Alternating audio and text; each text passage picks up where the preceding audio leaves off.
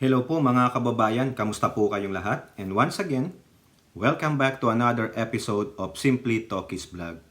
Ito po ulit tayo mga kababayan at ang ating pag-uusapan ay tungkol po dito sa mga Chinese. No? Baka meron na namang magsasabi dyan, ba't puro Chinese ang topic mo, Talkies?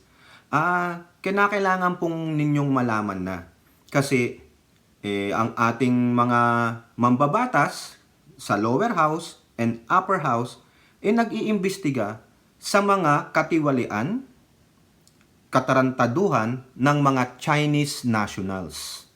No? Sa lower house po, nagkakaroon ng investigasyon dyan sa committee ni Representative Ace Barbers tungkol sa dangerous drugs. No? Kasi doon sa kanilang huling-huling hearing nung May 21, yung mahaba yun, 4 hours yun, pinanood ko po, nasa kalahati pa lang tayo. Ang laking anomalya ang nagaganap sa ating mga agency ng pamahalaan. No? Isang agency ang isa sa mga culprit na ito. No? Malalaman natin yan. At meron nga pong gagawin ang ating gobyerno, no? Dito sa mga property ng mga Chinese drug lords. O yan, tandaan nyo, hindi po natin nilalahat ito. Hindi po natin sinasabing magkaroon tayo ng xenophobia sa mga Chinese kasi meron po tayong mga kababayang Filipino-Chinese na naninirahan dyan, may mga dugo na silang Pilipino na matitino, matiwasay at nagnenegosyo ng maayos. Contributor sila sa ating economy, sa ating bansa. Hindi po natin nilalahat. Ang mga naiimbestigahan dito ay itong mga Chinese nationals. No? Hindi po dugong mga Pilipino. Kaya wag kayong magtatampo sa akin, nilalahat mo naman ng Chinese. Hindi po. Wala po tayong galit sa mga Pilipino-Chinese. Galit po tayo sa mga Chinese nationals na nandyan sa ating bansa o dyan sa ating West Philippine Sea na binababoy tayo, winawalang hiya ang ating karapatan, tinatarantado tayo, tulad na lang po yung sabi nga po dun sa bumaril kay Manong na driver, sumalangit na Wangkalawa, dyan sa road rage sa EDSA, Chinese po, Chinese nationals ang tumira sa kanya, binaril lang siya because of the road rage. O ganyan po, yun po ang ating dinidespise. No? Pero yung mga kababayan nating Filipino-Chinese na wala namang ginagawa, na nagiging isang ehemplo ng pagiging isang Pilipinong Chinese, okay po yun. Wala tayong problema doon. Walang masamang tinapay. Ang inaano natin dito ay yung mga gumagawa ng mali. Dayuhan na nga sa bansa natin, dayuhan na nga sa ating exclusive economic zone sa West Philippine Sea, pero piling nila, pag-aari nila ang bansang Pilipinas. Mamaya malalaman nyo, may isang mambabatas dito na may sinabi tungkol dyan. At the same time, daragdagan po natin yung inilahad na katotohanan through the documents na in-expose ni Senator Risa Hontiveros. Isa rin yan, nag-iimbestiga sa pagkatao ni Mayor Alice Gu. Questionable po kasi, at the same time, kasi kaya na-question yan dahil sa Pogo raid doon sa kanyang lugar sa Banban, Tarlac. Ngayon, kahapon yung huli nating video about Mayor Alice Gu, si Senator Wing Gatchalian, nagpatotoo. Binisita niya, nag-ocular inspection siya doon sa Valenzuela na sinasabing mga pag-aari nila. At he find out na hindi di umano, Pilipina talaga ang nanay ni Mayor Alice Gu, kundi isang totoong Chinese nationals. Di ba? Pinatotohanan. Ito, dadagdagan yung katotohanan. Papakita yung naratiba na sinasabi ni Mayor Alice Gu na siya ay hap-hap. Base dito sa papakitang dokumento, kasi nag-close door sila, executive session yung mga yan Daya nga Dapat pinablik nyo naman, di ba? Pero bago po tayo magpatuloy, tayo po ay magbibigay pugay at pasalamat sa lahat ng ating channel members, followers, subscribers, nagla-like at nagsishare ng ating videos, sa mga nagbi-video replay, sa mga nagsishare ng kanilang blessings through super stickers, super chat, super thanks, at doon din po sa mga kasamahan natin na regular dyan sa ating chat box tuwing may video premiere. So hindi ko na po kayo isa-shoutout isa-isa. Alam nyo naman, kilala nyo niya kung sino kayo at humahaba po ang ating intro at marami na po nagrereklamo. No, so ang special shoutout lang natin ay yung mga taga Palawan, Zambales at Norte at sa ating mga advocates ng West Philippine Sea, sa mga OFWs, pagpalain nawa kayo ng Diyos, kay Kai na siyang masugid na naglalakad ng ating channel, kay Tita Aurora, dami ng isda siguro yan na ibibigay sa akin si Tita Aurora pagdating ko dyan. At kay Elora na nagbibigay sa atin ng mga articles or information. At ganun din po kay Mr. Kagitla, no? Nagmi-message din po sa akin yan about sa mga articles na nakikita nila, no? Yung mga katarantaduhan ng Duterte at mga inchik. Okay? So, shout out po lahat sa inyo. Ipagdasal po natin ang ating bansa. Isama po natin ang ating magaling at butihing Pangulong Bongbong Marcos. Kasi marami pong mga talagang galit na si Satanas. Pero hindi po siya mananaig dahil mas malakas ang ating prayers. Malakas tayo kay God, no? Okay. Ito po mga kababayan, 3 article lang ito, mabilisan lang, no? Baka mas mahaba pa yung intro kaysa dito. Pasensya naman po, no? Okay? So, dito po sa Inquirer, nung balita nung May 25th article, sabi po dito, government to seize 320 properties worth billions from Chinese drug lords. Uy! Paano nagkaroon ng property ang mga Chinese drug lords na ito na hindi naman Pilipino? Di ba sabi sa atin, pag hindi ka Pilipino, hindi ka Filipino national, hindi ka pwedeng magmamay-ari ng lupa. Paano ka makapagpatayo ng properties kung wala kang lupa? Di ba? O yan pa yun na tunghayan nila barbers nga, sabi nga nila, itong mga inchik, bili ng mga lupa, dyan malapit sa EDSA, tatayuan nila ng warehouse o whatever. O EDSA. Sa EDCA, sorry naman pala kasi isang letter lang yung pinalit no? Kung EDSA man yung nabanggit ko, mali, EDCA. O, whether they are drug lords or they are spy. O, ayan. Bakit yung sila gustong-gusto nilang magbibili ng lupa, magtayo ng warehouse yan o whatever, bahay, compound, na malapit sa mga EDCA.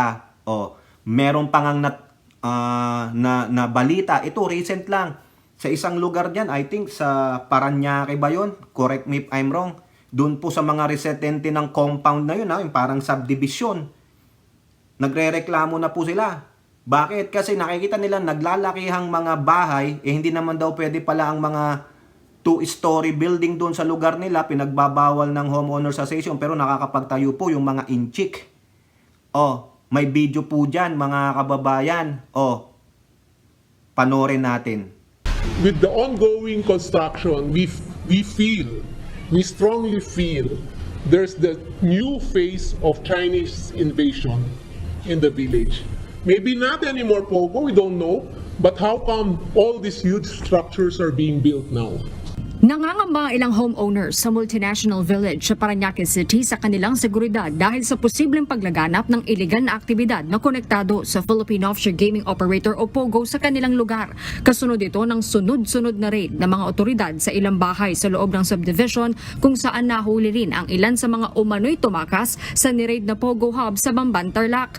Anila 2018 pa nagsimula ang umano'y problema sa mga POGO, ngunit hindi tulad noon dumagsa na umano ang mga dayuhan, partikular na ang Chinese nationals na naninirahan sa mga bahay na sobra-sobra umano sa kapasidad nito. Naaalarma na rin anila sila sa pagdami ng konstruksyon ng malalaking gusali sa loob ng village, lalo na't pinagbabawal ang matataas na gusali sa kanila dahil malapit ito sa airport.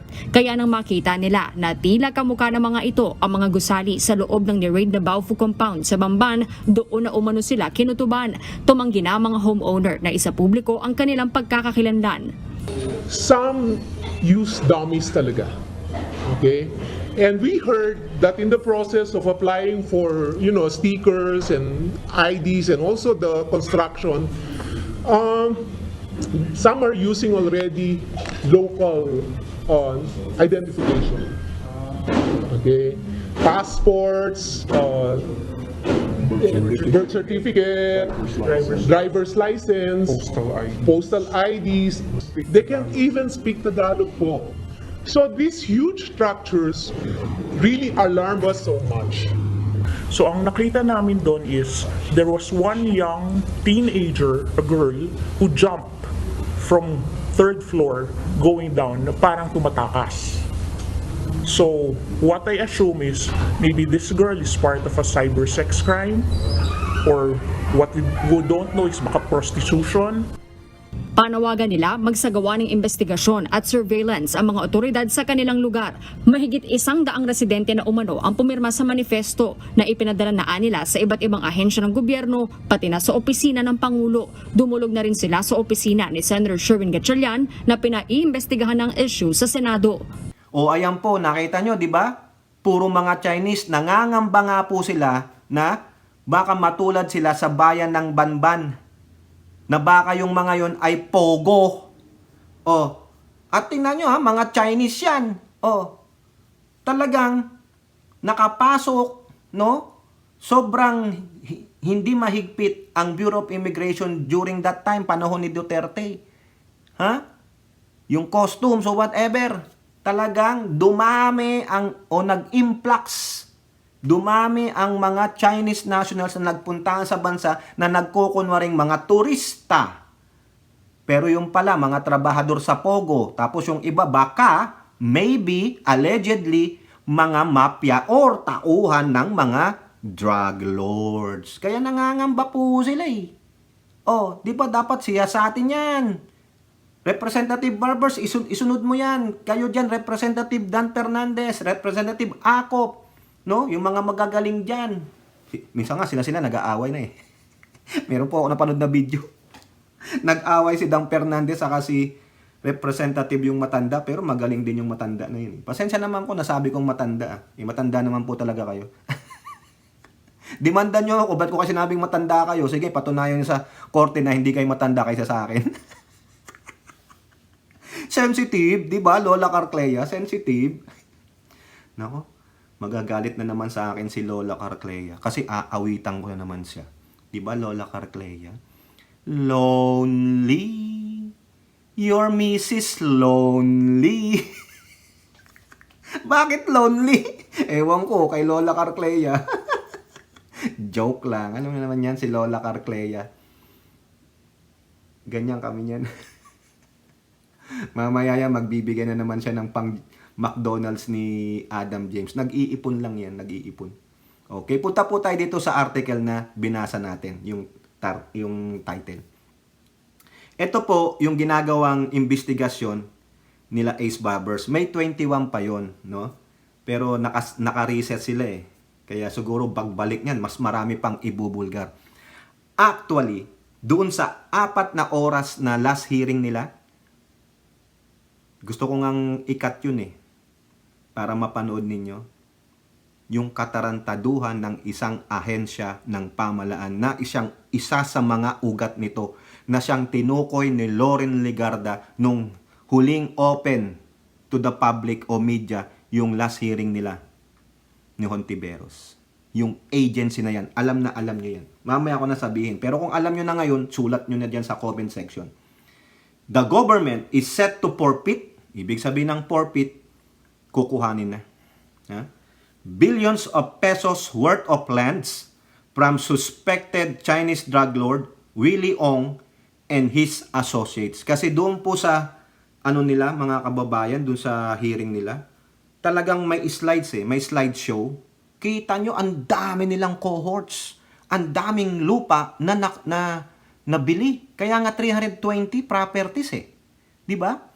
Surigao del Norte Representative Ace Barber said the Land Registration Authority and the Office of Solicitor General will file forfeiture proceedings against Ong, his real estate firm Empire 999, and his partners.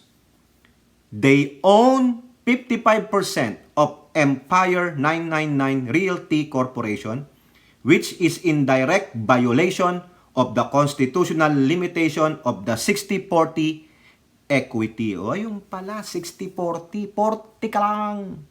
Pag 60, dapat ikaw ay talagang may kasamang dugong Pilipino. Eh wala eh, 55%. Oh. Barber said that the LRA, the Land Registration Authority, and the OSG committed to this action during Wednesday House Dangerous Drugs hearing. The committee found that Ong and his associates who failed to attend the hearing were likely Chinese nationals posing as Filipinos.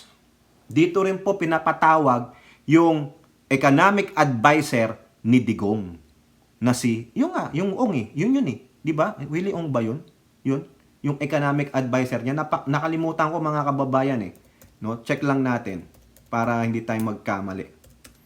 Economic advisor of Duterte. Ayan. Sino yan? Si Yang. Ayan. Si Michael Yang. Siya yun. Pinapatawag siya dyan. Kasi nakitaan po ng yung isang warehouse na puro drugs dyan sa Pampanga. Pinapatawag nga siya. Hindi nga siya umatin eh. Ngayon, pinapasampina na siya. Mabuti nga yan. Tingnan nyo ha. Economic advisor ni Digong. Drug lords. Di ba, Elora? Kai, Ai Chang at Dai. Kayo ba? Naniniwala ba kayo na pinalibutan ni Digong ang sarili niya noon ng mga drug lords? Tatanong lang po ha, tatanong. I'm not accusing. Nagtatanong. Since Willie Ong and company are not Filipinos, their Philippine passports must be immediately canceled by the DFA, while Empire 999 Realty Corporation SAC registration be revoked and the corporate dissolved. Ayan, ang tindi ng desisyon. Ong, owner of the SEC registered Empire 999 Realty Corporation and a warehouse in Mexico, Pampanga. Uy, Mexico? Worth 530 kilos of shabu worth 3.6 billion were seized in September last year, has reportedly ignored summons to appear before the House probe. Naalala ko to. Itong 3.6 billion na to, correct me if I'm wrong, ito po yung shabu na nahuli sa Subic. Ang ginawa ng mga agent natin, pinababa muna, sinundan, yung bang minanmanan, hanggang dumating doon sa warehouse, nung talagang na-deposito na doon, sa kanila ni Raid. Yun. Tama nyo ako, mali ako ha. Kaya nga may nag-resign dyan na Subic Bay Metropolitan Authority Chairman eh. Di ba? Kaya dapat dyan sa SBMA, no, hindi naman sa pagano, dapat imbestigahan din yan eh. Kasi ang dami pong nakakalusot. Di umano dyan. Ayan.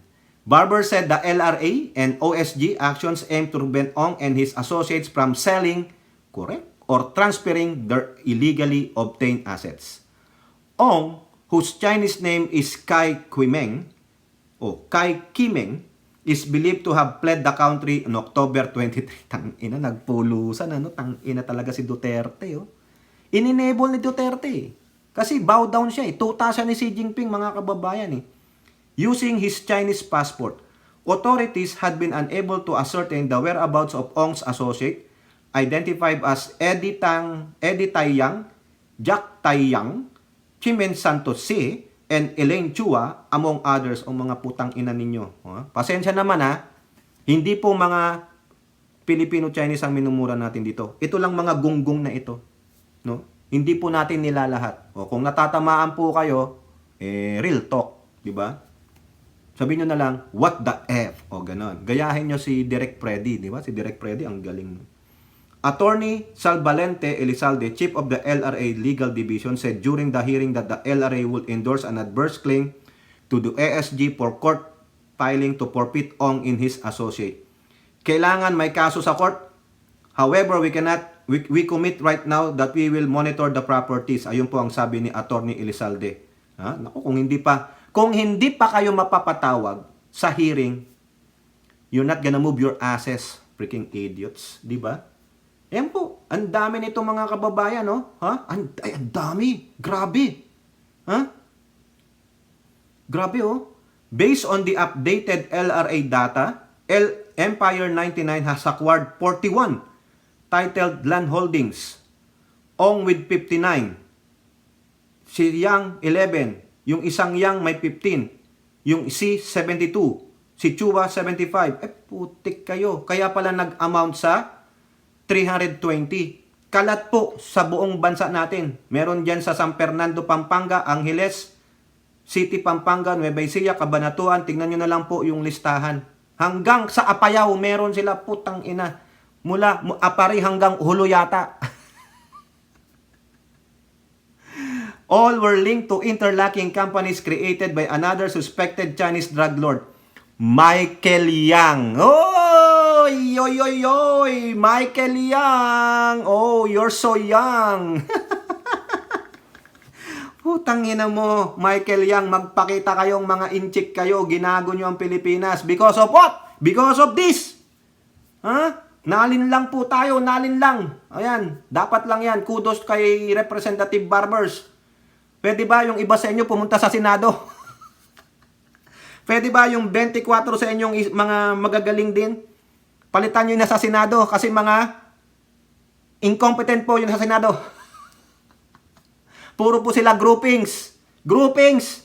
Pero yun 4 na grupo ang nasa Senado. Imbis na interest ng bayan, yung isulong, kundi ang interest ng kanilang grupo. Sino yon? Minority, majority, the Artista Group, at yung grupo ni Subere. Tang ina. Ba 24 na nga sila. Sila pa ang madaming groupings. Unyemas. Ang tanong, paano po nakakuha ng ganitong property itong mga Chinese drug lords na ito, itong mga Chinese nationals na ito? Kung yung mga nabanggit ditong si Yang Yang, si Chua, ha? Mga putang inang itong mga to, ha? Mga nagkukunwaring Pilipino. May mga passports. Ibig sabihin, you cannot get a passport without a birth certificate. Whose fault is this? The incompetence, the corruption in our agencies and the Department of the Government. PSA, dating NSO, di ba? Diyan nagsimula eh. Sabi ni Loren Legarda, diyan nagsimula yan. You cannot get an ID without a birth certificate. You cannot get this document like a passport without a birth certificate. So therefore, somebody or someone is aiding them to procure these forged fake documents. And the question is, how much per document? Paano napalautan ang PSA dyan? Kung yan, halimbawa, hindi ka naman makakuha ng government ID like the driver's license, SSS, pag-ibig, o whatever IDs you need without the birth certificate. Kasi diyan malalaman yung pagkakakilanlan. Sino ang gumagawa niyan? Dapat imbestigahan, i-purge ang Philippine Statistics Authority because meron po kayong kasamahan dyan na siyang kumikita ng malaki. Dapat sa inyo i-lifestyle check bawat isa sa inyo. Unahin nyo na yung puno, yung nandyan sa pinaka-headquarters. Biruin nyo yung napanood ko to hindi pa ako tapos yung nag-i-interpolate na si Dan Fernandez. Tinanong niya yung isang babae, ilang taong ka na nagtatrabaho dyan sa PSA? Akala ko 4 years lang. Nung inulit niya, 40 years po. What? Panahon pa nung NSO bago pa na-convert sa PSA. Nandun na siya. Sabi nga, alam mo ba to? Di ba? Dapat lahat sila imbestigahan dyan. Probably they know it, but they nagtakip mata na lang o nagbingi-bingihan. Kasi bakit? Kasi, syempre, pag naging whistleblower ka, mangangamba, hindi lang yung buhay. Pati buhay ng pamilya mo, masisira ka. Kaya yung iba dyan, bulag-bulagan, pikit-pikit, o di kaya bingi-bingihan, o di kaya pipipipihan. Yun na lang. Wala akong nakita, I don't know anything. Ganun na lang yun. Sasagot mo, kaysa naman pagbantaan ka pa. Mamaya, bigla ka na lang bumulagta. Diba? You don't wanna join them, but you just keep silent, blind, or deaf. Ganun lang. Diba? Ngayon, kung talagang nais nyong linisin yan, Congressman Ace Barbers, imbestigahan nyo ang PSA, create a separate body that will investigate the PSA. Lahat po ng ahensya isa-isahin ninyo. Dapat magkaroon na niyan ng task force Yun namang anti-graft commission. Wala namang ginagawa yata yan Di ba? Pero yun nyo, birth certificate, piking-piki Sa mga pogo, may mga ID, government-issued ID, may mga passport. O ano yun? Ibig sabihin, may mga na italaga sila ng mga tauhan nila doon, ng mga kartel. Para, tingnan nyo, inchik oh, inchik na inchik. Baka nga hindi marunong magtagalog yan eh. O, di ba? O, alam niyo na kung sino pinatutungkulan ko. Darating tayo doon. Di ba? Isipin ninyo. Meron tayong Constitution 6040. Bawal magmay-ari ang foreigner ng lupa. Pero nangyari. Nagagawan po ng paraan. Kasi bakit? The enforcement of the law is lacking. Hindi may patupad ng 1,000% yung mga batas na gumagawa ng mga mali. At ang mga Pilipino ang gagaling gumawa ng paraan para magkaroon ng ganito. Yumaman, magkapera, gagawa at gagawa ng pinagbabawal sa batas. Yan po yan eh. Hindi takot gumawa ng katiwalian ang mga Pilipino kasi sabi nila, wala naman kaming death penalty. Pwede naman akong makulong lang. Ako lang. Ito lang ako. Pag nahuli, nahuli. Pag hindi, di hindi. Lusot. Ganun lang yan eh. O ngayon, nag-iimbestiga kayo as barbers. What you gonna do? Is there someone be accountable with this? Pamimeke ng napakahalagang dokumento. Ang birth certificate. Ha? Yang mga yan, sabi niya, may mga passport. So therefore, may kakutsabas sila. Either gawang rekto or sa mismong loob ng PSA. Kasi sabi doon, yung mga late registration, sabi ni Dan Hernandez, tulad nung kay Mayor Gu, 17 years after, saka lang ni-register, tinatanggap ninyo? Wala ba kayong strict policies na bakit sobrang late? You don't question them? You don't investigate them? Di ba? Magtataka ka, bakit 17 years? Oo, we consider late registration. But, dapat magkaroon ka na ng doubt. Lalong-lalo na, in question yung kanyang, talaga na, hindi na, yung Pilipino to, mukha naman tong, foreigner eh. Di ba? Dapat nagkakaroon kayo ng background checking. Hindi, tanggap lang. Pag doon daw sa local, yung LCR, iano natin para mapanood ninyo, i-content natin yun. Kaso haba half hour eh. Di ba, Ai-chan, paano mo panonoorin yun? Iba mabuboard ka na sa kuya mo, Ai-chan. Habang ubus-ubus mo na yung ramen dyan. Di ba? Di ka namimigay. Di ba? Tanggap lang ng tanggap. Kasi nga baka sa pagtanggap, mali-maleta. Sabi nga ni Rapi Tulfo, kuya-kuya kayo dyan sa lamesa nyo, habang katabi nyo, yung sako-sako, mali-maletang kwarta. Imbestigahan dapat ang lifestyle nyo eh. Lifestyle check kayo eh. Di ba? Putang ina, ano ang salary grade ninyo? How did you amass this wealth? Di ba? Wala eh. Okay sana, na may konting corruption. Hindi natin maaalis ang corruption sa gobyerno. Nandyan yan, kaakibat yan. Pero, if you're doing your right properly, people are satisfied, their needs are being met. Walang problema. Kaso hindi. Nakita nyo to? The influx of Chinese nationals or foreign nationals going to our country, posing as this tourist, posing as this, but in otherwise, iba pala yung pakay. Mamaya sasabihin ito ni Loren Legarda. Okay? So alis tayo dyan. Hopefully, talagang magampanan ni Representative Barbers ito. Tuloy nyo po yan. Baka marami pa kayong i-expose. Punta tayo ngayon dito sa karagdagang impormasyon ni Risa Hontiveros tungkol dito sa pagkatao ni Mayor Alice Go. Sa isa nating content, si Senator Gatchalian nag-ocular inspection doon sa Factoria daw ng sabi ni Alice Go sa Valenzuela. Pinatunayan niya na probably ang nanay ni Alice Go ay hindi isang Filipino national. Based on the documents that they have read and furnished to them, that there is a certain woman called Wen Yi Li, na laging kasama doon sa incorporate, yung mga properties nila na incorporated siya. So, ayun po yung sinasabi ni Senator Win Gatchalian. Si Wen Yi Lin, doon sa ating previous vlog, mayroong picture doon eh. Pinorward po sa atin, Ngayon, dito po sa balita ng Manila Bulletin, isusupplement natin ng ebidensya. New documents show possible identity of Mayor Alice Go's mother. Ayan. Sabi dito, Risa Hontiveros released on Thursday, May 30, several documents showing the possible identity of Banban Tarlac Mayor Alice Gu's mother, a certain Lin Wenyi. Ang last name niya Lin. So Wenyi Lin. Ayan po, tingnan ninyo. Binlurt out lang yung mga ibang information, yung mga importante. So nandyan, requests for birth dates and address of certain individuals. Nanghingi talaga sila.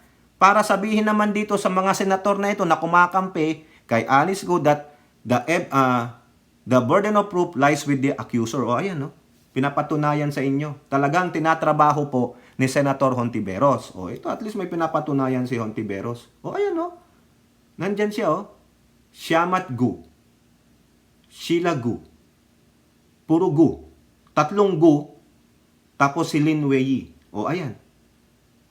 Galing po yan sa BIR. This development came after Senator Sherwin Gatchalian disclosed an interview that residents of Valenzuela could attest. Nagtanong-tanong pa si Sherwin Gatchalian sa Valenzuela, that sabi nila na itong si Lin Wenyi, a Chinese national, was referred to as Gu's mother. During the time they were living in the city. Ay, huli.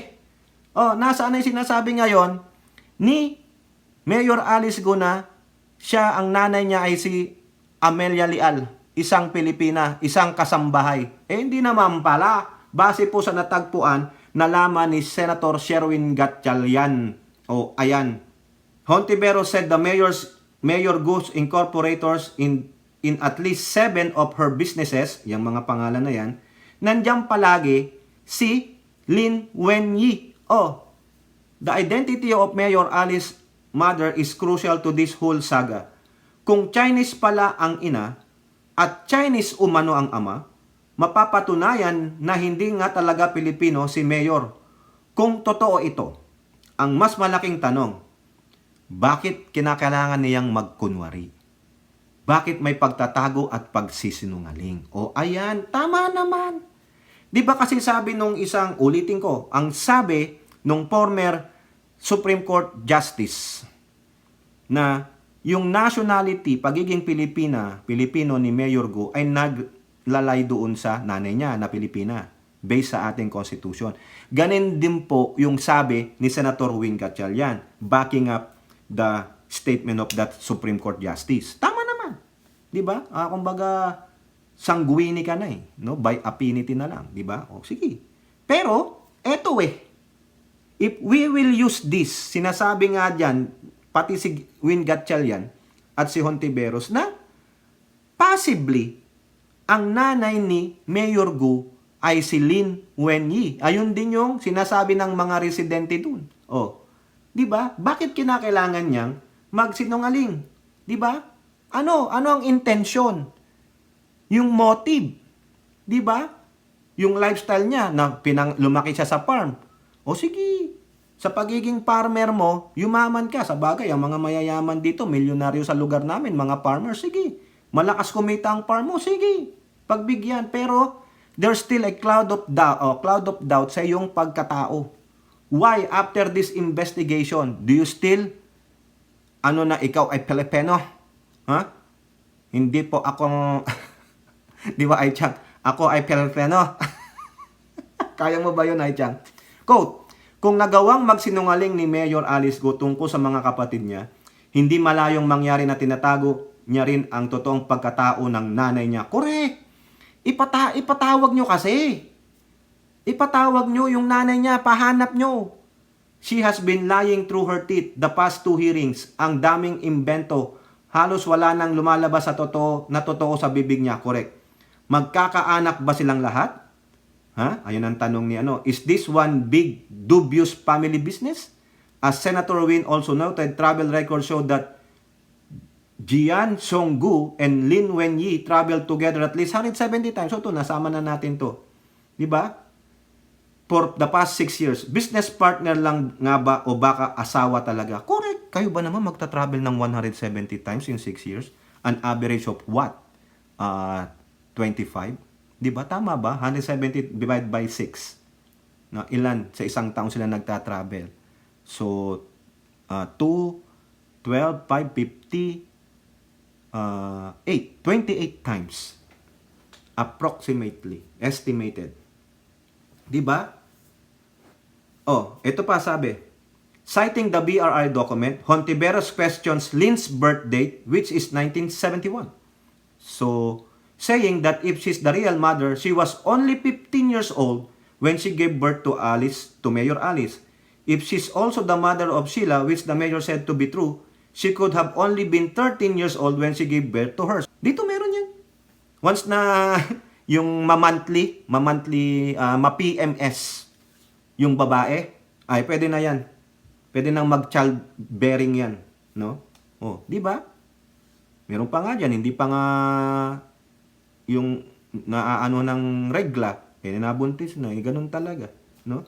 May isa pa kaming source na nagsabi na Winnie ang tawag sa nanay ni Mayor Gu. Filipinized version kaya ito ng Linwin? Bakit kaya sinisikreto? Sino ba itong pamilya na ito? Bakit napakapalibot sa misteryo? Correct! Tama po yan. We'll get to the bottom of this. Sige. No? We'll back you up. Tama po yan. Para po ipakita sa mga prospective na mga Chinese nationals na dadayo sa ating bansa na kayo ay inoobserbahan. Dahil sa gawa nitong gunggong na ito. No? Sabi nga nila, mad. Sabi nung mga gunggong, Marcos alis dyan. Pero sabi naman nating mga supporters, mamamayan, ayaw sa Duterte. Ako naman, mapaglinlang ang Duterte. Ano pa ay Chang? Sige, isip ka. Ako meron eh. Magnanakaw ang Duterte? Oh, question mark, question mark. Patanong-tanong din, di ba? Oh, tatanong lang Oh, may question mark yon. I'm not accusing. Eto na. Si Senator Loren Legarda, remember yan si Senator Legarda. Kumbaga, Chinese versus American eh. Bakit? Si Gu, pretending to be Pilipina, nagtatagalog. Si Loren, Pilipina pretending to be American. Tanong ng tanong sa English. Sorry po, Senator Loren Ayun lang napansin ko sa'yo. Kung Pilipina ka, stay Tagalog. Panoorin nyo yung last hearings, yung time ni Loren Legarda, nag-i-interpolate siya. Tawa ko ng tawa kay Loren. English ng English eh. No? Inquirer.net. Legarda Pierce, creeping invasion in Gu's case. Creeping invasion. Bakit po niya yan nasabi? Ito po. Dagdagan natin dito. Pakita na lang natin sa inyo yung quote card niya from Impact Leadership. Salamat, Impact Leadership. It could be a creeping invasion. Nakikita natin na hindi naman manggagaling na sa karagatan o sa ere ang mga invasion ngayon. It could be cultural, economic, and this time, it's political. We're doing this for the Filipino people, the Filipino nation, upholding our rights as citizens of our beloved country. And this is for everyone's sake, including the Filipino-Chinese community. Correct. Na-invade na tayo, lalo ng mga Chinese. Nandyan na sila. No? Pinapasok natin sila. Friends natin sila. Mga Filipino-Chinese. Pero sumobra po eh. Dahil sa ito, yung kagaguhan nito. Yung mga nationals nila, pumupunta sa atin, ano ang motibo?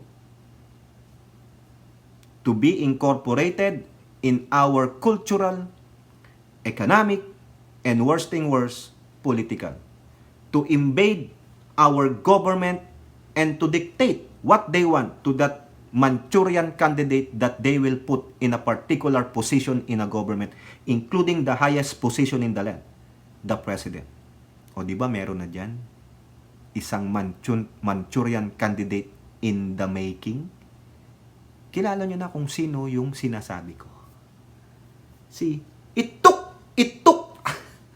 Alam nyo yung Ituk niya, matagal na pala yun. Yung bigkas niya ng Ituk, sa kanya Ituk. Inulit niya pa eh. Bago pa lumabas yung kay Boss Top 1 na yung nag-i-speech siya sa isang symposium, Nakita ko kay Takero ba yung pinakita ni Takero yung Senate budget hearing niya. Yung I think yung 125 million confidential fund. Talagang sinagot niya yung question ni Hontiveros, sabi niya, it took. Binulit niya. Doon pala yun nagsimula si it took. Di natin napansin pero salamat kay Boss Top 1 ha. Siya daw ang nagpasimula nung it took eh. Pero meron na palang nauna doon. Hindi lang natin napansin pero credit pa rin kay Boss Top 1. No? Parating nyo kay Boss Top 1 yan. Sabi ni Simply Talkies. No? Approve. Di ba? Oh, si it took Tamilmil, if possible, Manchurian candidate. Kaya nga binibuild up eh. Sa mga survey, number 1 daw siya. O, ganon. Kaya tama po si Loren. Hindi na nanggagaling sa karagatan kasi sinakop na nila yung ating West Philippine Sea. Hindi na nanggagaling sa ere kasi because of the influx, nandyan na sila. Sa Cagayan, sa Tugigaraw, at sa ampang parte ng Pilipinas, nandyan sila. Kung merong may Pogo, nandyan sila. Kung may Chinese community, nandyan sila. Baka nga may mga sleeper cells pa. Tingnan nyo sa airport kung magdatingan yan, putang ina, ang bilis nilang makakuha ng visa. O, di ba? Sipin ninyo. Kaya tama si Loren. They may come by the sea, by the air, or by the land, not to invade not only our land, but to be embedded in our cultural, economic, and our political system. Yan po. Kaya dapat talagang busisiin ito. Malay natin, kung totoo man, I'm not accusing with finality ito. Ha? Nagbibigay lang tayo ng opinion base sa nilalabas ng mga impormasyon ng ating mga magigiting na senador. O, magigiting na at mga mambabatas. Ha? Bibigyan natin ng opinion at reaction yan. O dito, sinasabi natin, sasabihin ko, baka isang implanta si Mayor Gu? O yun. That remains to be seen. Sana po, galingan ni Hontiveros at ni Sherwin Gatchalian. No, galingan nyo po. Nasa likod nyo po ang totoong sambayanang Pilipino. Hindi po yung AI, hindi po robot. Your Honor, lumaki po ako sa farm. Pag yan, nag-open hearing sa media ulit, ha? Baka na naman, bilangin natin yung honor niya, lumaki po ako sa farm. Mag-jot down tayo. How many times? O, kayo po mga kababayan, kung inyong masasabi, comment down below. And don't forget to like and share. Hope to see you on the next videos. Bye-bye. God bless.